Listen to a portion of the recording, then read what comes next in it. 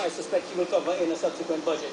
He was also very silent on some important 2012 initiatives. In particular, the almost $5 billion on investments which were expected last year that did not materialize, which were going to really do a number of interesting things for the energy sector, should have been given some national explanation.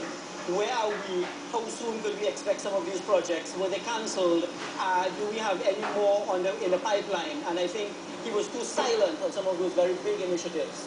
When a minister is silent, it means that maybe the news is not good on that front. Maybe the investors have been pulling out. And on a related point, I thought he could have mentioned whether the trips to India and to Brazil, the investment garnering trips, did in fact secure some tangible and concrete investment proposals. And how soon should we expect to see some of these heavy investments, heavy initiatives coming to the Trinidad and Tobago landscape? So we have not really seen much by way of progress reports on these missions to try to get international investments in Trinidad and Tobago.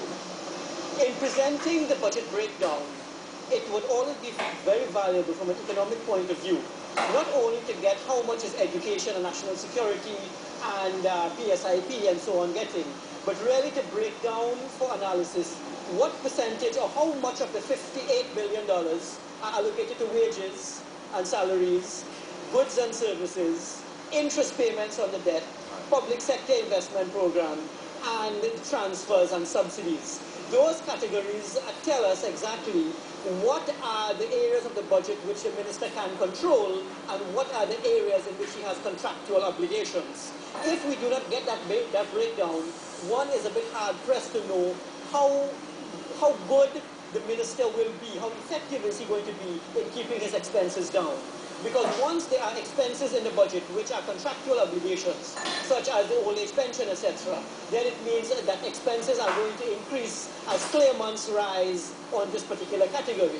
As the population ages, you will get more and more people getting into that pool, and you will have to find resources to pay them via pre-existing contract. So we would want to see exactly what is the room for maneuverability of the Minister of Finance with respect to the areas of wages and salaries, interest payments on the debt, to free him up from these social obligations. Right. Now, one of the things